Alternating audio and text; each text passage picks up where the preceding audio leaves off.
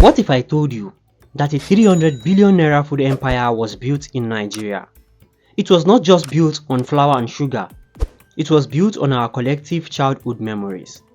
A recent Business Day report confirms that Yale Biscuits, or Yale Biscuit as some of us may call it, is worth over $200 million. From a single biscuit in 1997 to a dominant force in the market. This is a story of hustle, genius marketing, and a deep understanding of the Nigerian market. But the story of this 300 billion naira empire doesn't start with Yale. It starts with a man who had a vision to make bubblegum.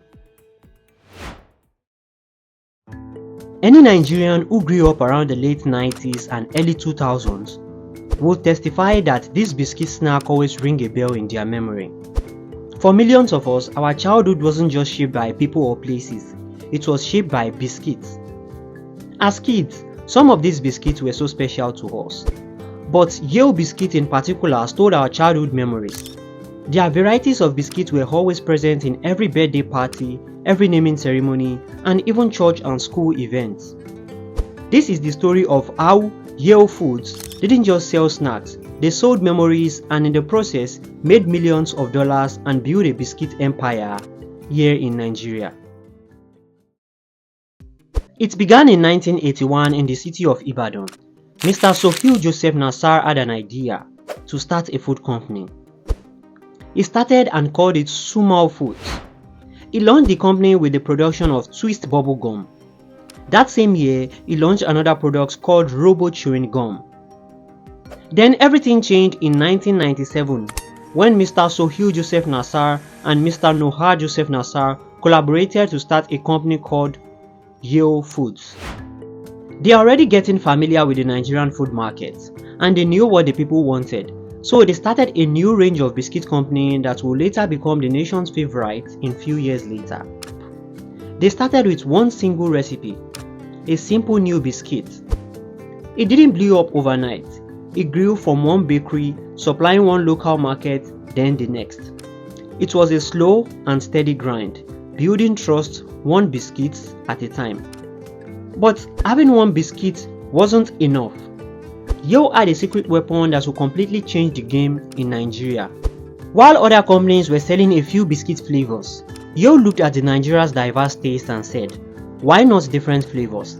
Then they launched a flavor invasion. Your Yale Crackers biscuits were always there, reliable and perfect with tea. This kept the trust of our parents who don't really like sweet biscuits.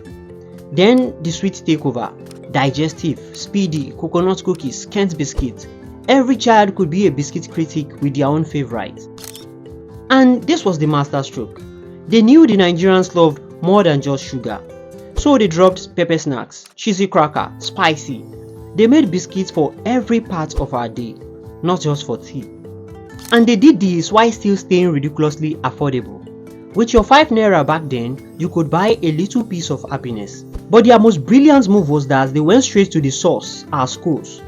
Anytime Yale drop a new flavor, they go to schools and sponsor some inter-house sports competition, donated biscuits for end of the year parties, and showed up with free samples. This wasn't just marketing, that was building loyalty from the ground up. They made the kids feel special. They weren't just a biscuit company, they felt like a fun part of school itself. They didn't just sell biscuits, they sold identity. There was a Yale biscuit for your mood, your age, and your pockets. They didn't just join the market, they rewrote the rules.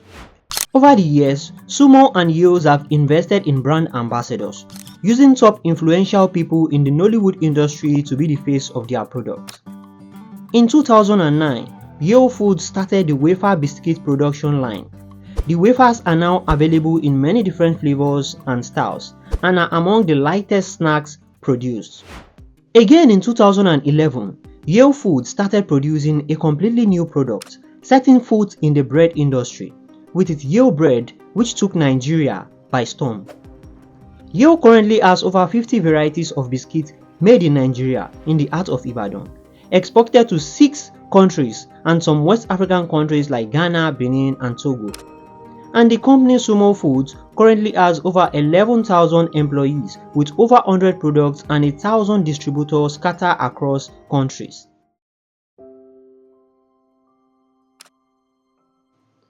On this day, something tragic happened.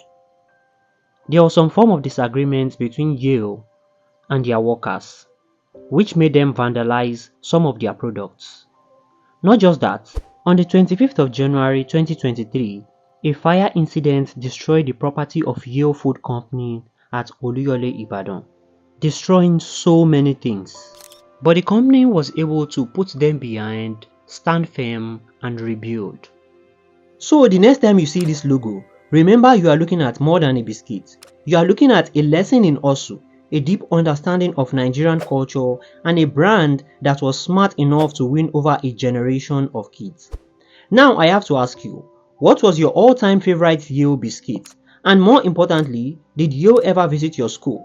Did you get any free samples at your inter-house sports competition? Let us know in the comment section.